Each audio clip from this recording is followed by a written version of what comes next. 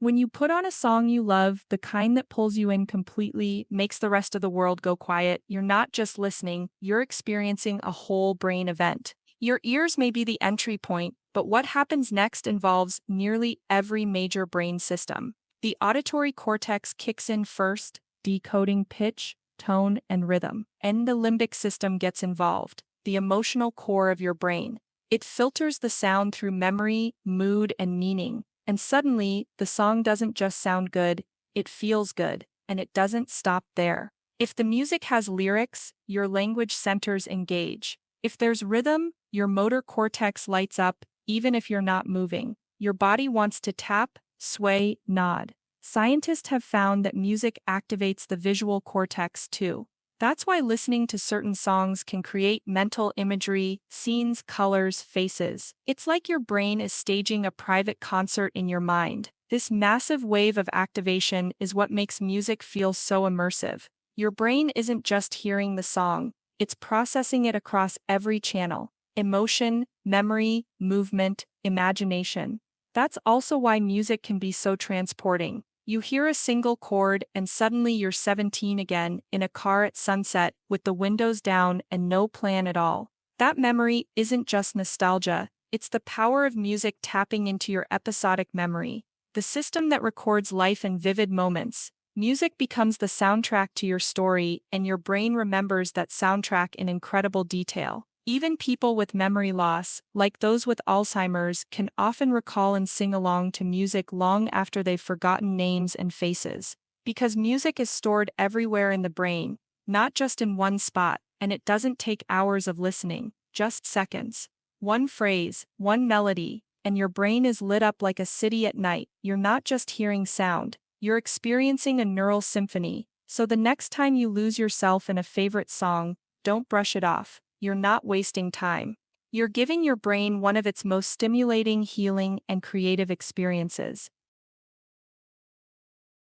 Sometimes a song will hit you in the chest before your mind even catches up. Your eyes sting, your stomach drops. You don't even know why yet. That's because music processes through emotion first, not logic, not language. It bypasses the front desk of your brain and goes straight into the deeper chambers. When sound waves hit your ears, they travel through the auditory nerve to your brainstem, and from there to your limbic system, the network responsible for emotion, memory, and survival instincts. One key structure in that system is the amygdala, which responds to emotional stimuli within milliseconds. Before you've even formed a thought, your brain has already assigned a feeling to what you're hearing.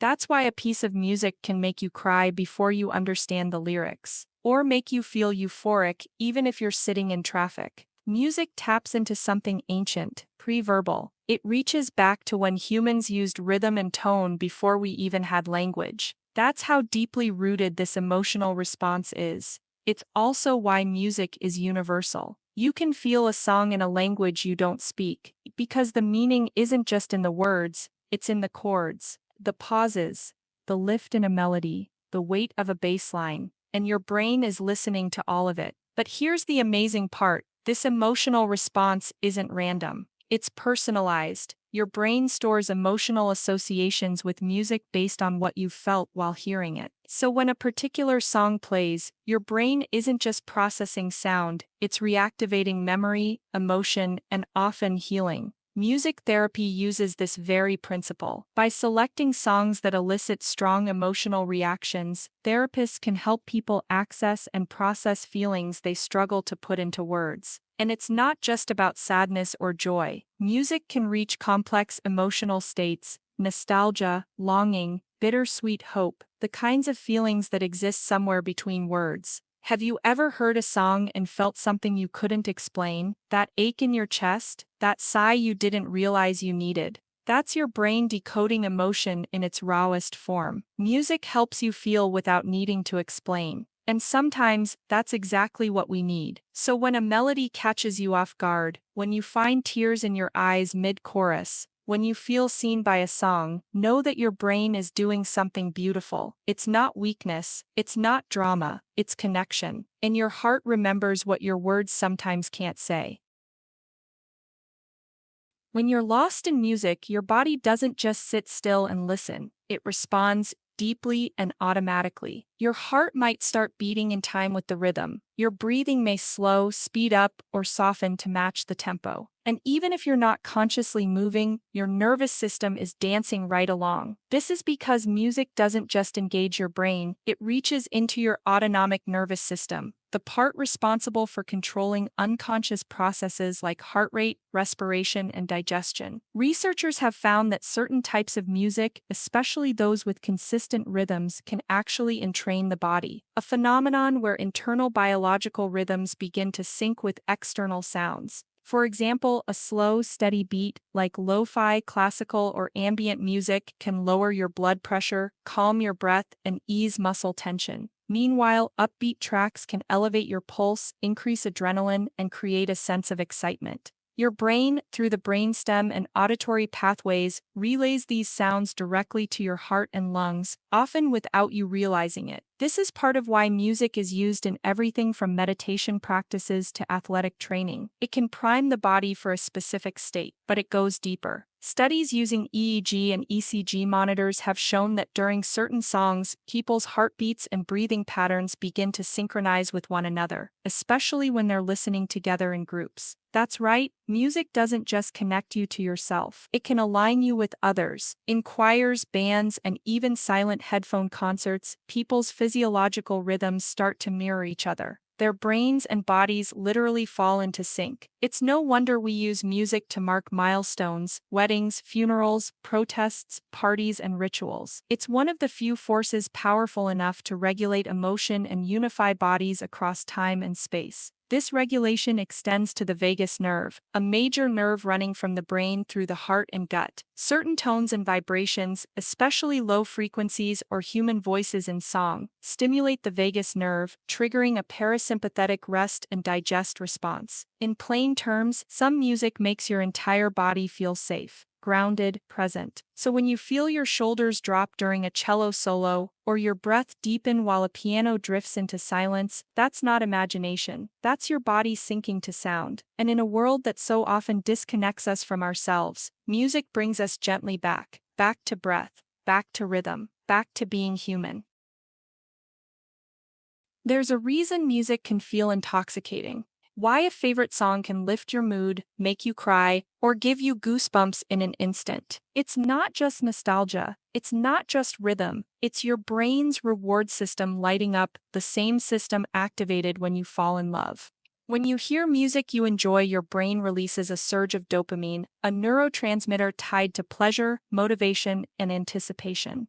This release happens in areas like the nucleus accumbens, ventral tegmental area, and prefrontal cortex, the same regions that light up during romantic attraction, chocolate cravings, or winning a game. But what makes music unique is how this pleasure builds. You know that moment, right before the beat drops, before the chorus explodes, before the harmony resolves, that anticipation alone causes a spike in dopamine. And then when the sound hits exactly the way your brain was hoping it would, dopamine floods your system again. It's a reward loop, not just reacting to pleasure but predicting and craving it too. This makes music incredibly addictive in the best way. Not chemically harmful, but emotionally nourishing, and because your brain encodes the emotional highs you experience during music, those songs become powerful triggers for future emotional states. One note can bring joy, another can bring tears. Not because the song changed, but because your brain remembers how it made you feel. Even more fascinating, not everyone responds to the same music, but everyone has music that hits their system this way.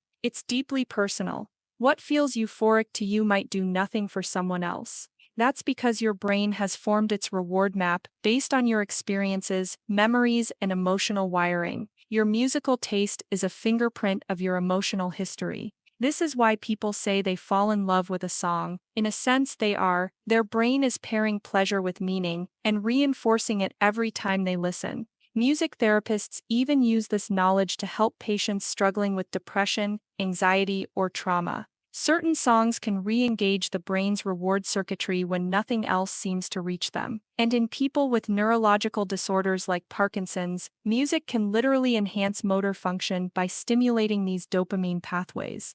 So when you hear a melody that gives you chills, that makes your chest feel wide open, or leaves you playing it on repeat just to keep the feeling alive, know that your brain is doing something powerful. You're not just moved. You're being rewired, lit up from the inside out, and it's beautiful. Because sometimes the song that takes you apart is also the one that puts you back together.